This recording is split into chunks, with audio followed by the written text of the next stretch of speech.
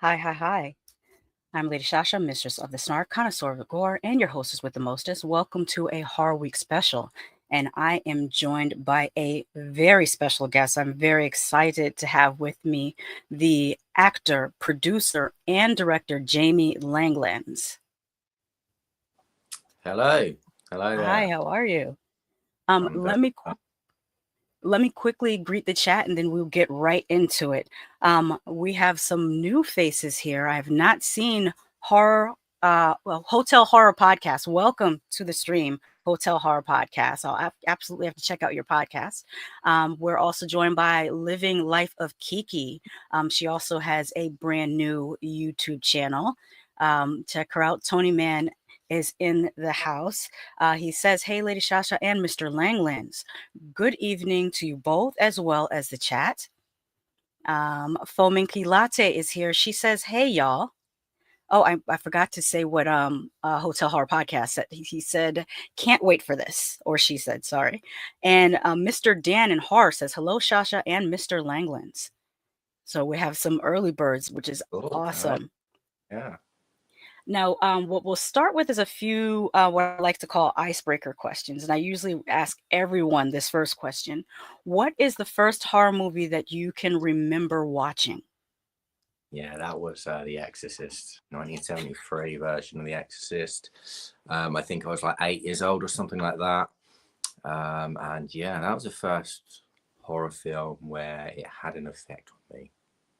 Oh Um, wow, that's like that's like learning how to swim by jumping in the deep end. That's yeah, that's I know. pretty extreme. Wow. Yeah. But yeah, I had some sleepless nights after watching that film. But yeah, I was very young. Um, but yeah, and like you said, just I was Hmm. thrown right into the deep end. Baptism by fire. What is it that you love about horror? There is just sort of like endless possibilities with horror, whether it's watching horror films, whether it's making horror films. There's just so much potential there for creativity. And, people watch films to escape. Hmm. And yeah, I think for me, that's horror is the genre which gives me that kind of greatest escape, you know. And it's fun to be scared as well. I like being scared. Hmm. It's like a thrill. Exactly, yeah. It gives you that adrenaline, gives you that thrill. So yeah, it's good to be scared. I love roller coasters because I love that thrill, that adrenaline. It's similar to horror films. Do you have a particular favorite subgenre or several subgenres? Um, I mean, I do like psychological. Anything that kind of makes me have to think and Hmm. gets in my head a little bit. So I do like psychological when it's something that I just want to stick on and um, hope to enjoy and not have to kind of think too much about it. Again, I like slasher films. Hmm. You But I mean, definitely tapped it. Oh, go ahead. a mix of those two things, psychological and slasher. Hmm. That's what I'm talking about. Oh yeah, you tapped into that with your latest movie, but we'll come back to that. Both the psychological aspect of it and a little bit of the physical horror. That's what I'll call it because I'm trying not to spoil the complete story. Um, is there a specific character, director, or actor in horror that inspired or influenced you or influenced you in a way, made you feel seen, or that you really related to or inspired you? I mean, at the moment, I think certainly a really great horror director is Ari Aster. Yes. Definitely think he's right now he's kind of up there as Mhm. the person that's the director that will kind of make a film that will get into your head. Oh yeah, Yeah, absolutely. Ari Aster, I'd say. Osgood Perkins as well. I'd say Mhm. Osgood Perkins as well. Another good horror director, I reckon. Mhm. And I noticed that they're both writer directors, and this is something that you are also a writer director as well as a producer. So that's extremely interesting. Yeah, and of course Osgood Perkins is also an actor as well. So I Oh, that's true. That's true. I almost forgot. think yeah, he Um, was first, and yeah, he's now tapping into directing. Speaking of acting, I noticed that you started out in acting and you have nearly 100 credits to your name. How did you get your start in acting? So I think I was like maybe 16 or something like that, and I done. It was sort of like it's kind of like a team building kind of course I did, Mhm, um, and we were tasked to put on a show, and it kind of stemmed from there, I think, because I just love the kind of reaction from the audience, making them feel something.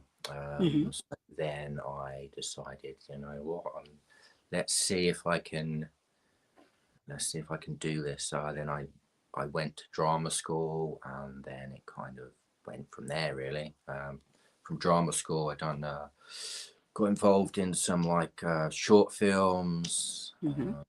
student films, and then very, very slowly started to get bigger and better things.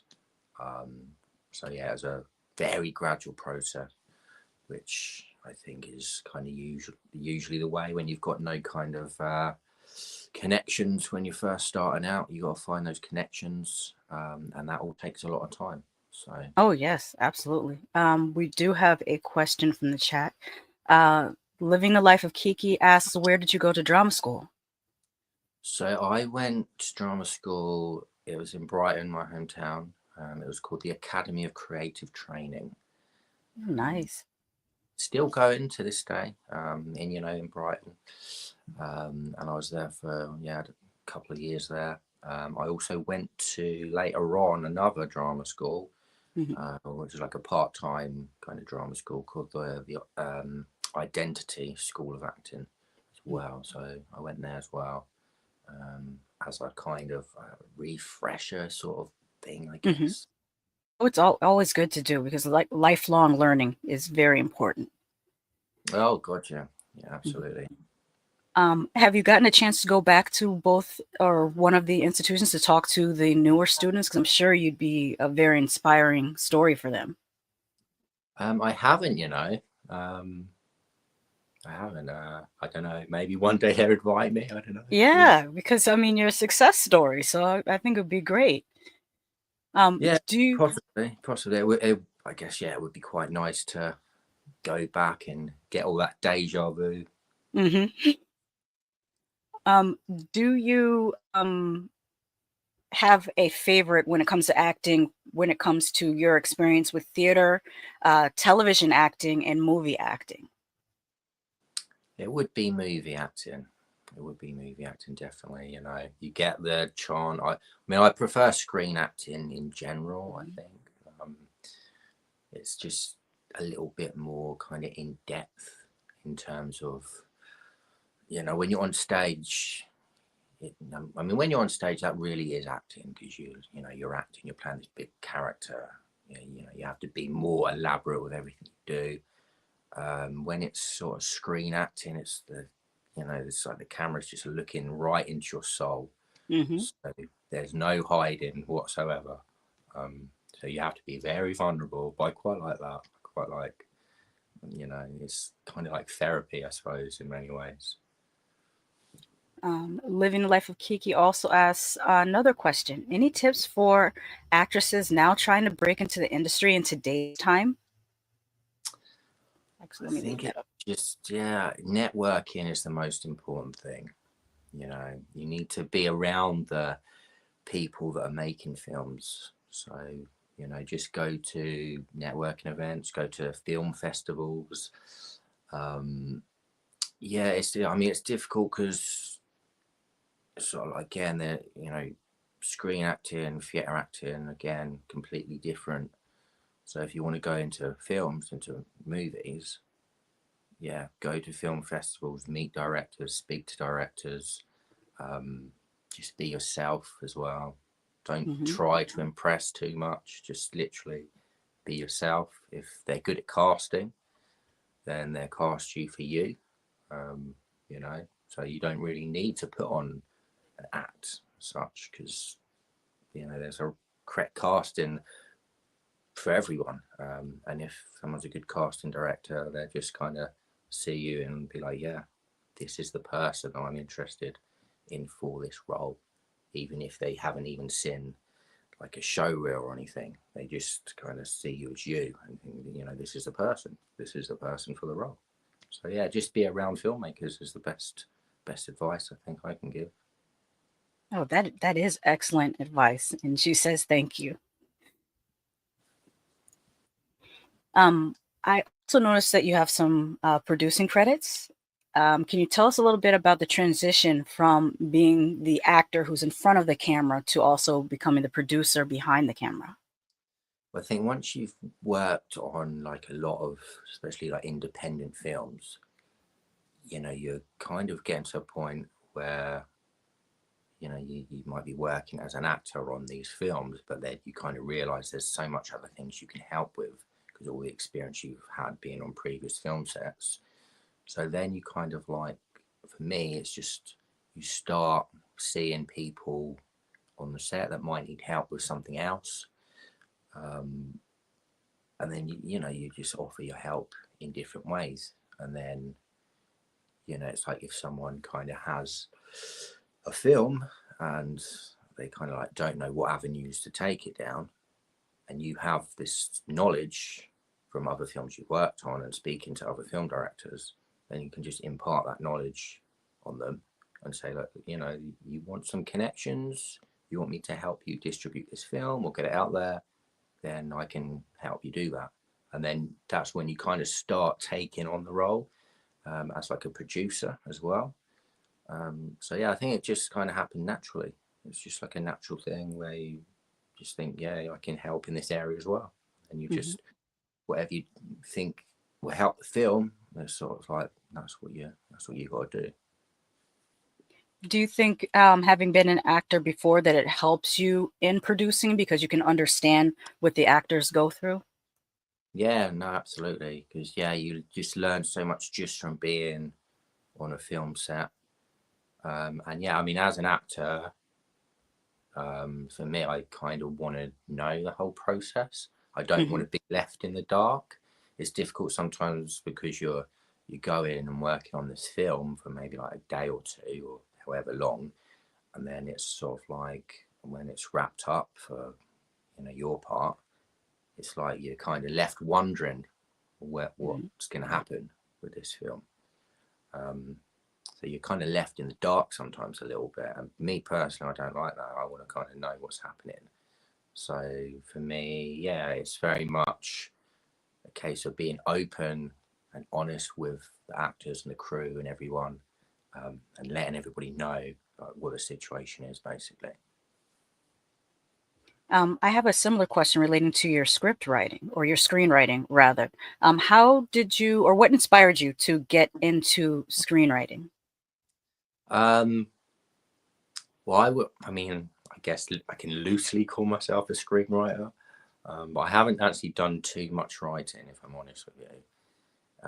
For me, it was, I, for me the writing's the frustrating part, Hmm. because you have to have all this patience, and I'm just sort of I just want to go. I just want to get a crew together and make something.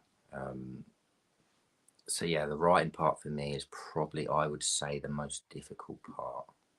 I would say I wouldn't really say my kind of skills lie in that area too much. Um, and I think I'd rather kind of probably work with someone on a script. Like with a cell, I kind of had a loose script and Hmm. kind of put it out there to some of the actors, and they kind of helped write certain parts of that script. So yeah, I don't. I'd say I've got ideas, but in terms of screenwriting, I wouldn't really call myself a screenwriter if I'm honest. Really? I know. I And I've I written a think you're film. selling yourself short, but I Mm. do think it's amazing that you are open to a collaborative process. I think that's very healthy. Yeah, definitely. There's going to be someone out there that knows more than me and is going to do a better Hmm. job than I am. So let's open it up to the group and see what they can come up with, I think. Right now, I'd like to take a short break, and then when we come back, we're going to get into some more specific questions relating to your recent projects. I think people will be very excited about. So we will be back in just a moment.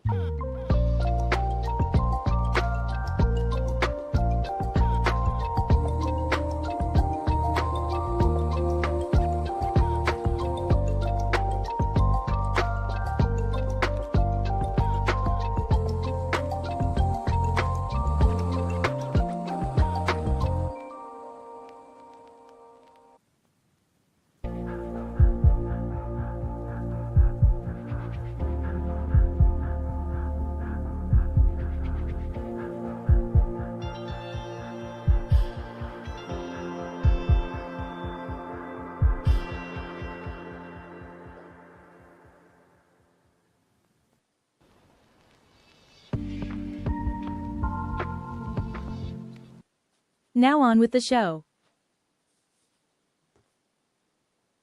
Welcome back. I would like to let everyone know about one of your most recent projects that you acted in. It's a movie I actually got to see earlier. It is called, well, there's two titles I've seen, so I should ask you this off the bat. Most places it's listed as A Prelude to Fear, but other places it just says Prelude to Fear. Is there a preferred title that you like, or Probably A Prelude to Fear, I A reckon. I Prelude to mean, Fear? yeah, I think that As a Prelude to Fear was the original title, and then the Mm-hmm. distributor changed the title, shortened it to A Prelude to Fear. Let me show everyone the trailer for that, and then we'll get into a few questions about it.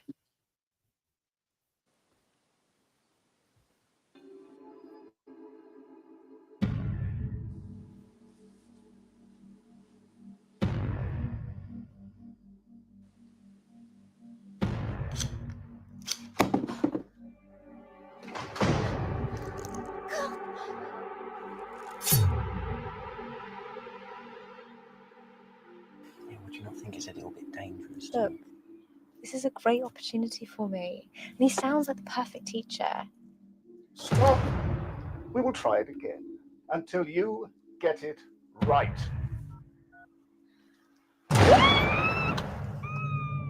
Eve.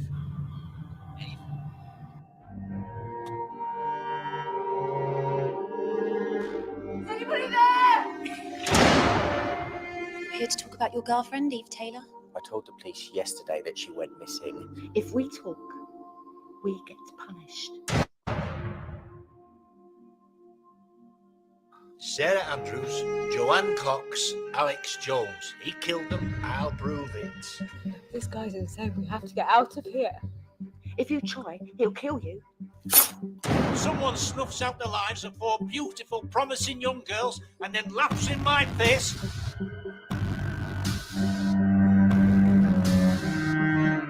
We found one of the girls, sir. She's buried in Corcoran's garden.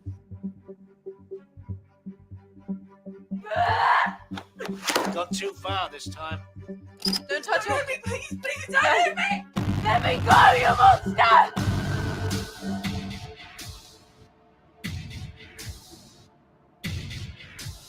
How many days have you been here? Days? I've been here about 14 years. Let me go! Let me go!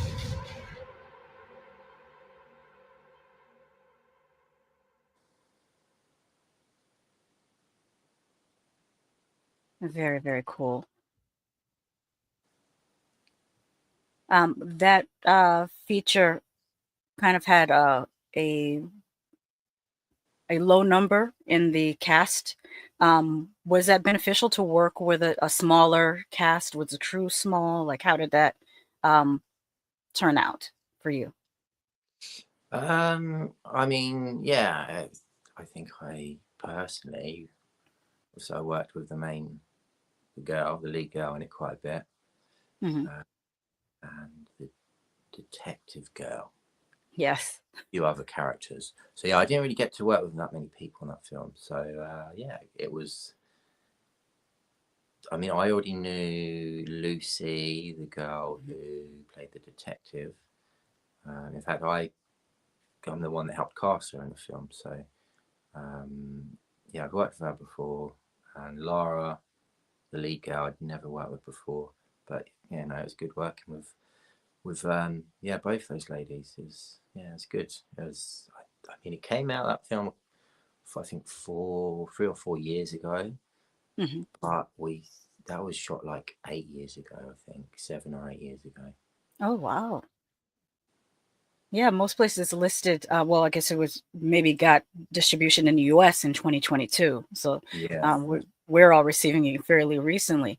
One of the scenes that stands out to me with you is you got to do a little bit of physical acting in the scene in the garden where you're confronting a particular character. I'm trying to keep it as spoiler free as possible. But when you had to do that scene that included a little bit of a physical confrontation, how did you prepare for that? I mean, that was quite difficult because the guy was quite elderly. Hmm. So I couldn't go too hard in on him. So I had to kind of restrain myself quite a bit. So that was quite difficult. But again, it's just, try and just be in that moment, where Hmm. someone is, where you feel someone has kind of kidnapped your girlfriend. Like, what would you do? You'd have all that frustration, all that kind of energy in you, and you'd kind of want answers. But yeah, it was.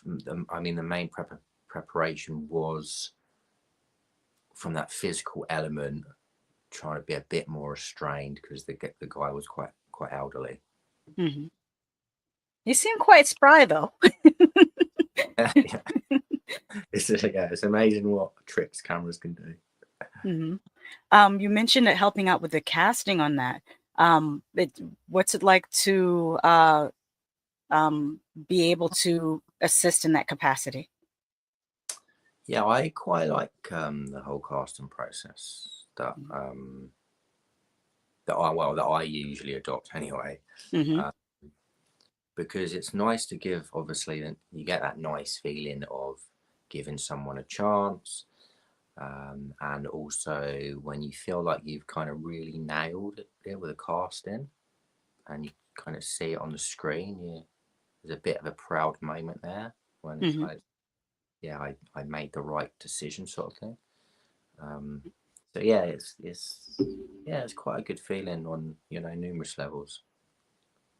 I have a couple questions that were sent in earlier before the stream started because a lot of people that listen to me are listening at work and they can't always be on their phone, so they'll send in the questions early so they don't get caught on their Yeah. cell phone at work. One of the questions they ask, this is from Tony Man 100. He asks, "How do you balance your artistic vision with commercial viability?"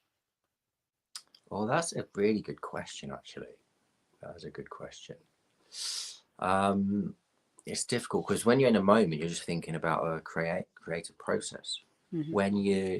I think at the start of in pre-production, I think that's when you got to start to think about the marketability, and then of course when we've wrapped again, that's when you've got to put your business head on and start thinking of now it's time to market this film and get it out there. Hmm. I think for me, it's again during the process, it's the visuals. It's like one image I think can sell a film. So Absolutely.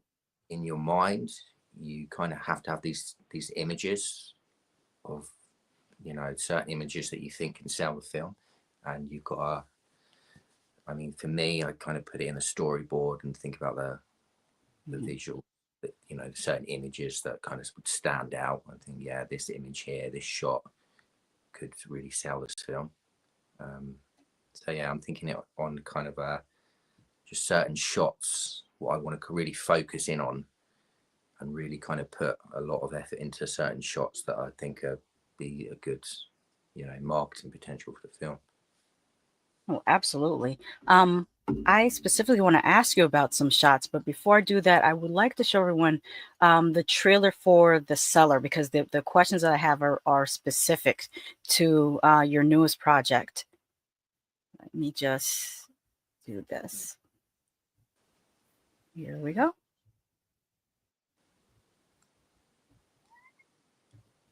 This is the teaser for The Cellar.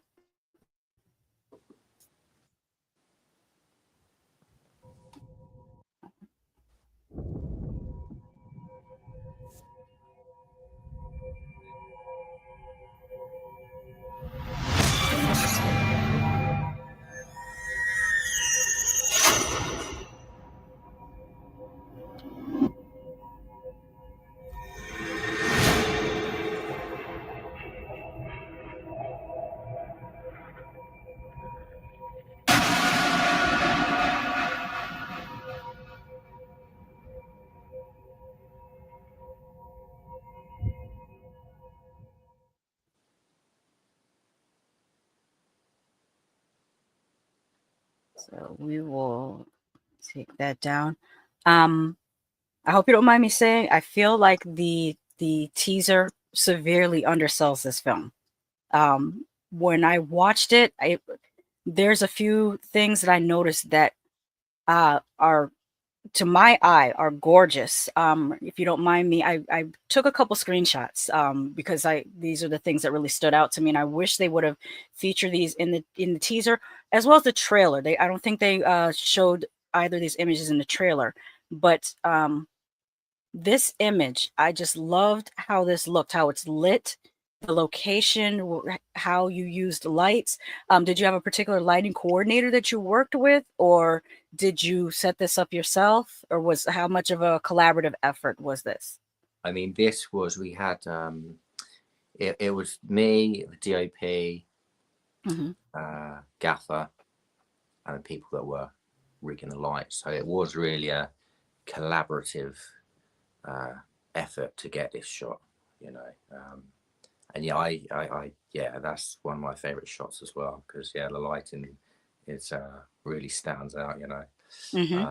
But yeah, like we were saying, I think this is certainly one of the shots that I felt, you know, could sell the film. So we spent a lot of time on this shot. And I do understand in a lot of cases that it's a different team that puts together the teasers and the trailers than the team that puts the actual film together. So I understand that. Another shot that I thought was very, very great was this image of Abigail coming up the stairs. The framing of this and the lighting with the lantern, I just thought this looked amazing. And the widescreen format as well. Yeah, I mean, we just wanted this film to look as cinematic as we possibly could make it on the budget we had. So a lot of it came down to the locations. Obviously, the DOP had to be on the ball and know what he was doing. And yeah, obviously, probably the most important thing is the lighting. Yes. For shots, you know, it all comes down to the lighting. And yeah, I mean, having these really kind of cool, grim, gloomy locations, you know, it was obviously worked really well for this film. And I'd be remiss if I didn't mention, because I have mentioned that you're an actor, you have co-written productions, you're directing. This is a film that you've directed as well, and you are also responsible for the storyboard art. And I can see these images as drawings. How much did your initial storyboard art change when you got the location, or did you have the location before you did the storyboard art? So I had the location before the storyboard. Oh, that's excellent. Yeah, the storyboard, I think I do like a few days before the actual shoot. Because I mean, sometimes I do the storyboard and then change it like the day before. So yeah, I think it was important to do the storyboard as near to the shoot as possible, really. And yeah, I think that the storyboard, most of the shots we got kind of did come from the storyboard. You know, obviously there's going to be some shots that would change and things, but yeah, most of the shots were what I kind of envisioned and kind of put down in the storyboard. Did you have any difficulty balancing all of these hats? Because, like I said, you do act in this film as well. You co-wrote it, you're directing it, you're producing it, you did the storyboard. Did you also do some of the casting on this as well? Yeah, I mean, I done all the casting on this. Oh, excellent. That's a lot of hats. How did you manage that? A lot of preparation. I mean, a lot of it again was thinking, how many shots can we get in the time we have? So you really have to be kind of on the ball with time. I mean, I can't recall how many times I actually checked the time during the day, but I was constantly checking the times. You know, how long we got left? How long we got left? Do we need to move things on a bit? Because you know, time's always going to be the enemy with filmmaking. You're always up against the clock. Yeah, I mean, having a first AD would have been great on this film, but we didn't really have a first AD on this one. So yeah, I was. So so you worked as your own director of photography? No, we had a DOP. But yeah, first. First assistant director. I'm sorry. Yeah, but yeah, that would have having a first AD would have been, that would have taken a lot of the stress away, I think. But you know, we just didn't have the money, so yeah, had to just kind of do a lot myself, really. It was quite stressful because, again, you're up against the clock, the pressure is on. You've got to get everything you need because, yeah, probably wouldn't have had the money to have gone back to this location, certainly, because, yeah, this was a location that you know, they obviously, there was no really getting away from the price of it. Yeah. So how did you get this location? It's really a great location. So I worked in this location before as an actor, and it stuck with me. And I thought, if I'm ever going to make a film, I want this location to be in it. So yeah, it's just a location I worked in before as an actor, and it just stuck in my head because it's so cool. It's a great location. I want to go back and use this location for another film that we're currently raising money for. So yeah, I've got this location in mind again for another film I'm hopefully going to make next year. I noticed a little Easter egg in the film. At the very beginning, at the I guess it's like an Alcoholics Anonymous type meeting, one of the characters is holding the R.I.P. Man book. And Yeah. that's another film that you've done. Is this a continuation of that film, or is that just an Easter egg to show that's kind of in the same universe? Or It's like you said, a bit of an Easter egg just to say that it could well be in the same universe. It could well be. Yeah, the R.I.P. Man. Yeah, that's coming out on the 5th of January to numerous streaming sites in the UK and US. Oh, good. Yeah, and now we want to make the R.I.P. Man Part 2 because we left that film on we left that on probably one of the biggest cliffhangers that a film could ever be left on. So that's excellent. I will pull up the trailer for that before we go. Another thing that I thought was really clever writing was there is a section or scene where a character uses her bra as a tool, and I just thought that was very clever. Did you come up with that, or was that another collaboration? Or I think that, I mean, yeah, that kind of come into my head, like, I think probably a year before we started shooting. Because I was thinking, if, you know, if someone's left kind of locked in a cell and they have nothing on them, you know, how could they possibly escape a cell with nothing on them? And I was just thinking, you know, what do they have? They just have items of clothing. I was thinking maybe it could be like a hair clip to unlock a bolt. I've done quite a bit of research on how to actually, you know, unlock a lock like that with what could be used. And yeah, a hairpin would have been too flimsy. It wouldn't have really done much. But then I think it was my girlfriend said there's a wire in bras. So then I thought, oh, okay. So then I ripped open a bra one day and found that, you know, the wire there. And yeah, it's quite a strong bit of metal that probably used to unlock a door like that. That is an amazing idea. Oh, we mentioned earlier, you talked about liking psychological horror, and I felt like there was a touch of that in, if not more than a touch of that in the Cellar. It's a bit of I would describe it as a slow burn psychological horror in ways. Absolutely. Yeah, I think it was just a film I wanted to get into people's heads a little bit, make people feel a little bit like, oh, this is what the hell's going on here. I'm unsure of this because I don't know what's going on. And that's the thing that I think usually can scare people, or certainly get into their head, is when someone doesn't know what's going on. It can be a bit uncomfortable. So yeah, I kind of had that in my mind. Let me ask a few more questions, and I'm going to bring up the trailer for the R.I.P. Man because I want people to see it. Another question that we have earlier is, describe a difficult decision that you had to make during production. I mean, there was a situation when in the Cellar, where we used the location or one of the locations we used, it had a dumbwaiter, which I really wanted to get this shot of, you know, one of the members of this cult kind of looking down the dumbwaiter, and then Abigail looking up.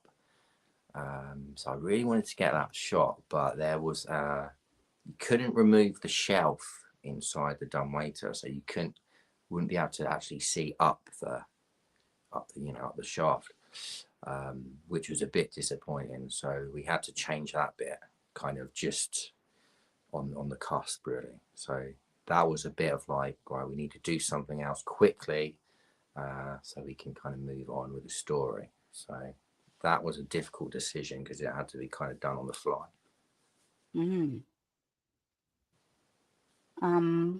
And this is one of the best questions, I think. I think that second to the question about tips for actors, this is in a similar vein. Tony Mann asks, what advice would you give to aspiring filmmakers? Oh, okay, yeah. Again, I think just talk to other filmmakers, and be around other filmmakers and watch other filmmakers do their thing, and then you learn from them. I mean, like making the Cellar, there's things I learned that I put into the Cellar from other filmmakers. So yeah, it's just about learning from other people, really, and then adapting maybe your approach to things that you kind of learn. But yeah, I think just, again, it's all about networking. So be around other filmmakers and learn from them is probably the best thing. And put a deadline on everything as well. Yes. Put a deadline on stuff. Otherwise, you just keep putting it off. So have a deadline. Stick to that deadline no matter what. Even if you don't feel something is even done properly or done to how you imagined it to be, I'd say just stick to the deadline. Absolutely. Let's take a look at the trailer for the R.I.P. Pan, which is due out soon.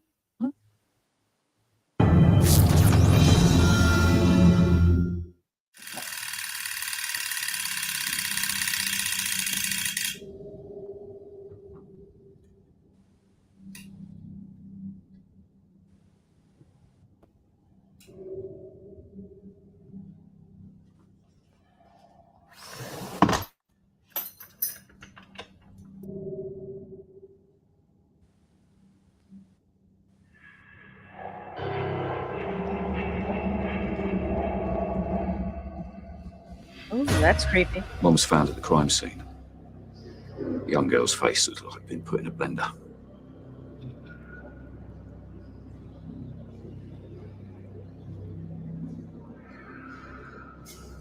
Just wish this year would fly by. Hey, don't worry about your birthday. I already sorted it. The last 2 weeks have been a living nightmare for me. My adopted son's name is Alden Pick. He has a rare oral disease called anodontia. He had a love for Middle Italy. There was a clan there that also had no teeth. But the leader, they would remove the teeth from their victims and then execute them in the most barbaric fashion. Alden was obsessed with the Dante's clan.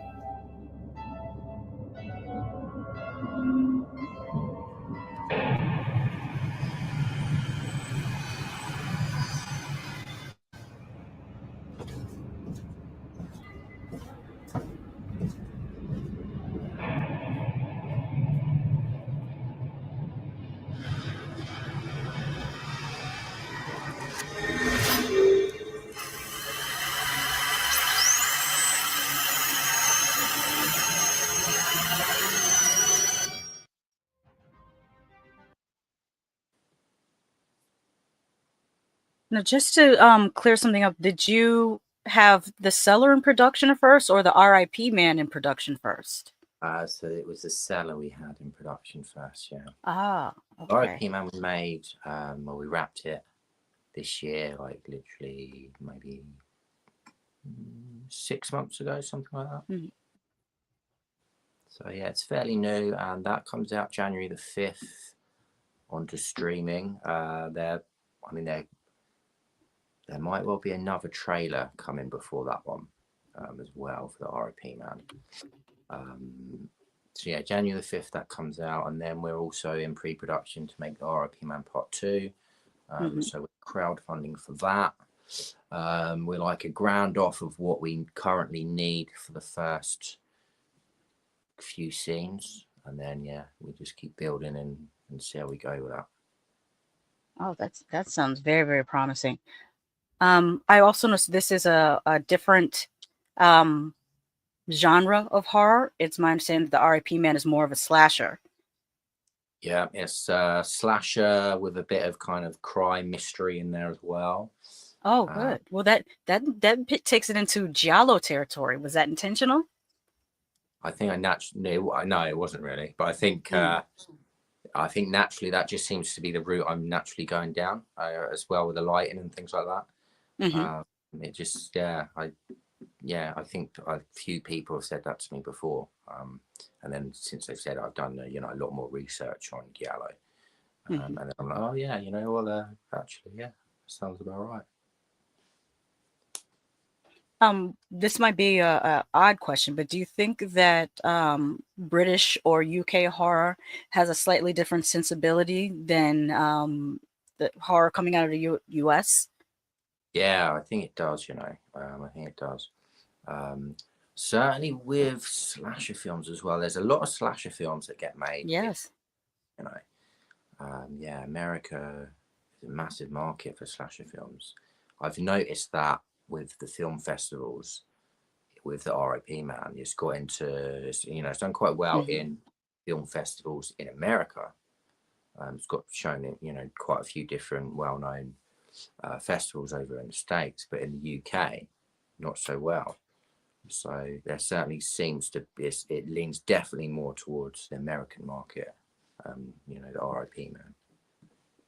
Oh, I would agree. There's been kind of a reemergence of the popularity of slasher films here in the U.S., and I'm not sure whether it was kicked off by Terrifier, but I kind of feel like maybe that was one of the ones that brought slasher films back from the 80s, because I think the last time they were this popular were in the 80s. Yeah, I think it probably was Terrifier. Absolutely. I would like to, let me see, there's a couple more comments here. Speak specifically about the UK horror. Tony Man says, I enjoy movies like The Descent and Dog Soldiers. Slashers are okay. Yeah, those are some great ones that are from the UK that I think everyone here loves. Before I show the trailer for the Cellar, the full trailer for the Cellar, I do want to thank you again for stopping by and talking to me. This has been like an amazing interview, and I'm just like, I have to admit, I'm really, really excited about your projects. I really enjoyed the Cellar. And I said earlier in this broadcast, but I'll say again, I don't think the trailer does it justice. I think that it's a very, very interesting film. It looks beautiful. A lot of the cinematography, the lighting, is done very well. Oh, I should mention the lead actress that played Abigail. She really, she had to carry the film because most of the scenes are her, so which has got to be difficult when you are like the 90% of the runtime involves you as a character and what you have to go through. I think she did an amazing job. You know, but I'm sure you. Please repeat. It stuttered for a second. That's not you. It's the app. Yeah, I was gonna say. I think I'm yet to hear a single bad word about her performance in the Cellar. You know, there's been obviously some people that. Obviously, the Cellar's not going to be for them, and you know, yes, which is fine. That's how it is with every film. But yeah, I've not heard like one bad thing about her performance in this film. And she's won a bunch of awards for this film, which is great for her. But yeah, even if people don't really like the film or appreciate it that much, they've still said like her performance was, you know, fantastic. I agree. Speaking of awards, I noticed there's a lot of laurels on your poster here. Are these? It's very small for me to see, but are these just the different festivals that this has showcased in? Yeah, absolutely. That's some of the festivals on there. We put the laurels on there. Yeah, no, we've had. It's been a really good year and a half for the Cellar in different festivals. Getting to go to some of them. Yeah, no, it's been fantastic really to get all these kind of awards and stuff. And absolutely, it's shown in. I think maybe like 30, maybe 35 festivals that screen there. So, even to be selected, because they have to go through hundreds and hundreds of films on these festivals, and to be selected is alone, let alone get awards, is a pretty amazing feat. Oh yeah, I mean, yeah, no, absolutely. They go through a lot of they get well, I know they get a hell of a lot of submissions. I mean, I'm sure they don't watch all of them, to be honest with you, but you know, they get so many. I don't think they possibly can a lot of these festivals. All right, I'm going to play the full trailer, and if anyone in the chat has any last questions, now's the time. All right, here we go.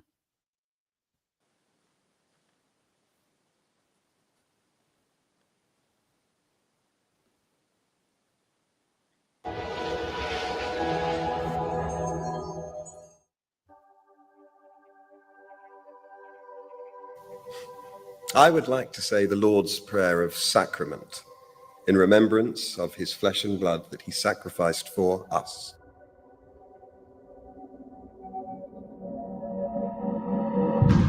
O God, the eternal Father, we ask thee in the name of thy Son, the Lord Jesus Christ, to bless and sanctify this bread to the souls of all those who partake of it, that they may eat in remembrance of the body of thy Son, Jesus Christ, and witness unto him, O God, the eternal Father, that they be willing to take upon him the name of thy Son, and always remember him, and keep his commandments that he has given them, that they may always have his Spirit to be with them. Amen.